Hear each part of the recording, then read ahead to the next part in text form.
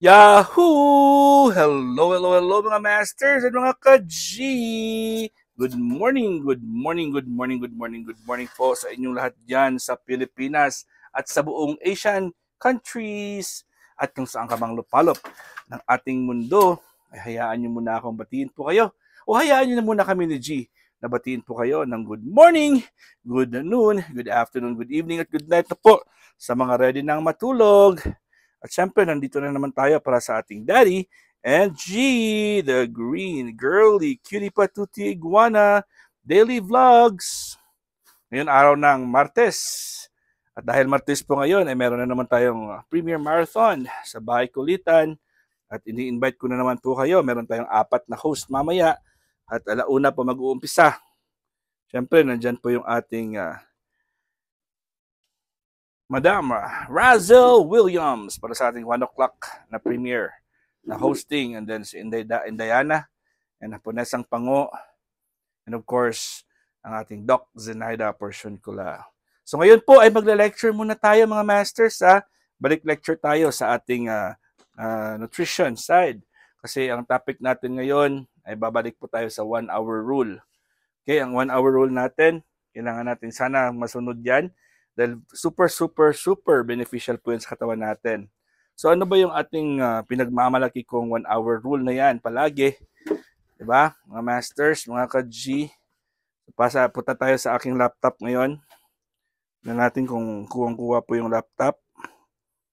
Kitang-kita ba? Sige, ayusin natin ha. Right, so for the meantime po na inaayos natin yung projection, angle ng ating laptop, ay ako'y labis muna magpapasalamat sa inyo, sa inyong love and support. At meron tayong mga lectures, ilang linggo na po ang lectures natin, di ba? At yan po ay patuloy po dahil po ay yan ang aking adikain. Yan po ang ating goal na makabigay tayo ng lectures, na makabigay tayo ng mga information sa ating mga mahal na mga viewers.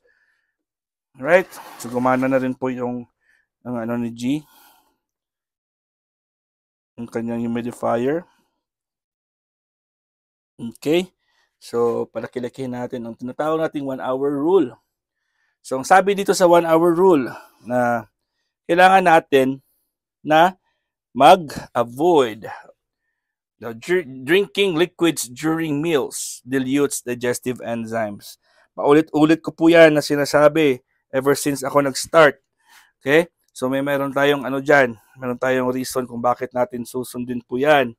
Okay? So, making it weak, digestive enzymes, pag, magulo. Okay? Ang digestive enzymes po, pag nahaluan po ng tubig or any liquids, so any liquids include water, juice, tea, coffee, chocolate drinks. Unfortunately po, ang sopas po ay considered din po na liquid. So, magiging weak na po ang ating digestive enzymes. At alam nyo ba po ng ating digestive enzymes ay super acidic po yan. Kailangan po acidic po ang ating enzymes. Bakit po siyang kailangan maging acidic? Dahil po, pag hindi po acidic ang ating digestive enzymes, ay, ang mangyayari po dyan, magiging weak po ang ating digestive system. Ang pagkain na papasok po sa ating tiyan ay magiging masakit po yun sa tiyan natin. Ayusin ko lang ulit. Pasensya na talaga. Inaayos ko lang po. Yan. Laptop kasi. Ay, nako. So, yun. Palapitin lang natin ng konti. Ayan. Okay na ba? Okay. So, ang ating digestive enzymes po ay dapat super acidic po yan by nature. Dahil pagpasok po ng pagkain sa ating tiyan, ay ang ating digestive enzymes po ang magtutunaw po niyan. Siya po ang nag-a-act as parang kumbaga acid, kaya tinatawag yan ng acid, gastric juices, gastric acid. Siya po ang mag-a-act na parang pantunaw.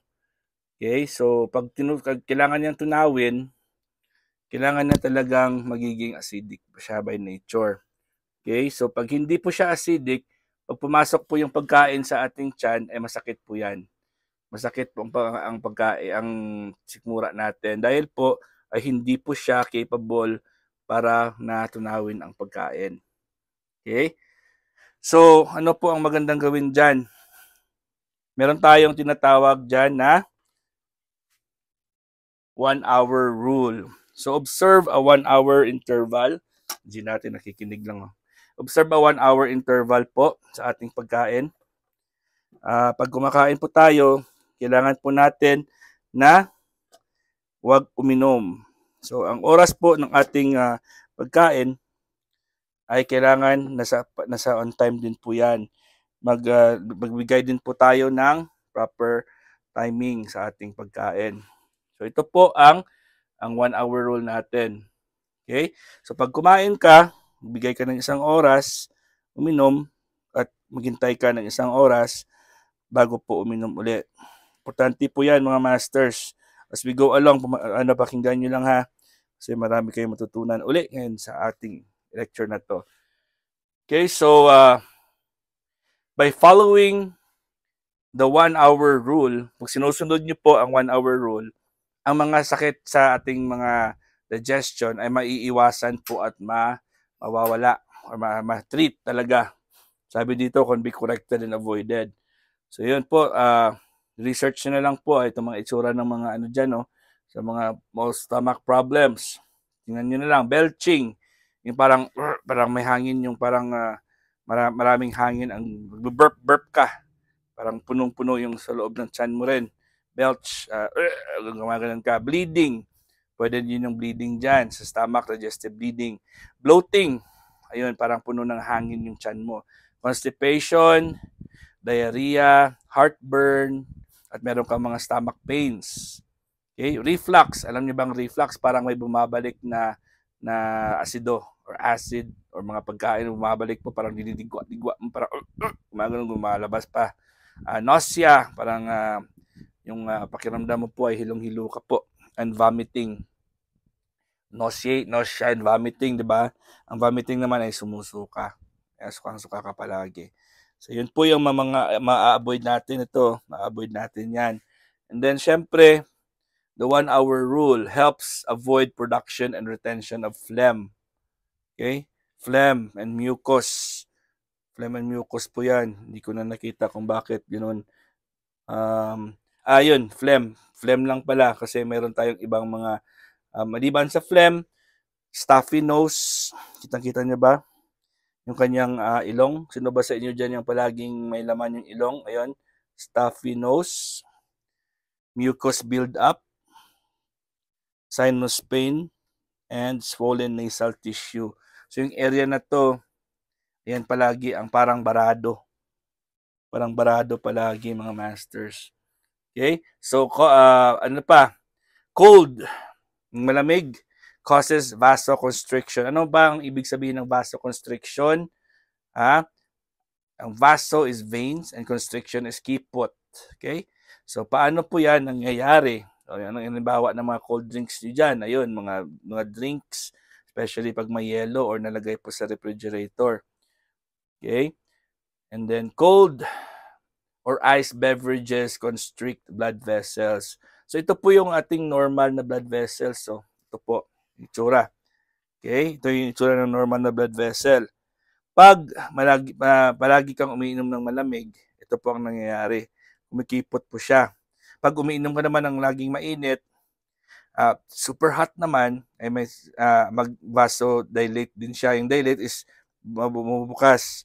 So, ito pong normal. As you can see, ang butas niya ay malaki siya pag vasodilation, which means mas maganda ang daloy kasi bukas siya. Pero pag sarado po siya or makipot po siya, syempre mas malakas ang pressure na kailangan. Ang possibility dyan, ang ating heart ay kailangan mag-pump harder.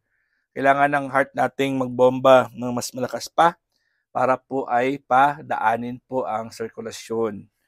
Okay? So pag malakas ang bomba ng heart, that's what we call normal. Pag normal, mas malakas siya kaysa sa normal pressure, malakas siya. So high ang pressure. So that's what we call high blood pressure. Okay? So yan ang ating isa sa mga pwedeng mangyari. Mahilig ka po uminom ng malaging malamig na tubig or inumin. Okay? So ito po, oh, normal temperature, normal artery, normal blood pressure. Kitang-kita, di ba? Hot temperature, pag uminom ka ng mainit, vasodilation and low blood pressure naman siya. Kasi parang walang ka effort ng heart kasi dumadaan lang po. And then ito naman po ang cold temperature, vasoconstriction causes high blood pressure. Okay? Timetable for liquids and meals. Ayan po, ay palagi natin yan in lecture. So ngayon po, ito na lang last nating i-topic ngayon. So proper meal consists or should have a routine and should be established. So 4 to 6 hours. So the best time to eat your breakfast, mga masters, ay 7 to 8 in the morning. And ang next is after 4 hours, lunch at 12 to 2 and dinner at 6 to 8. Usually ang dinner magandang kainin yan mga around 5 to 7. Basta make sure nyo lang po na wag na kayong kumain past 8. Kasi by 10 o'clock, kailangan makahiga na po tayo. So may 2 hours tayong gap before tayong mahiga. Okay, marami pa tayong i-lecture. Ang routine sa breakfast. Pero time na po tayo. Bukas po, yun naman i-lecture natin. Lunch and then dinner. Marami tayong i-lecture. Pero for now, hanggang dito lang po tayo mga masters and mga ka-G. Dahil po, continuation naman tayo bukas. So again, ini-invite ko po kayo sa ating Premier Marathon mamaya.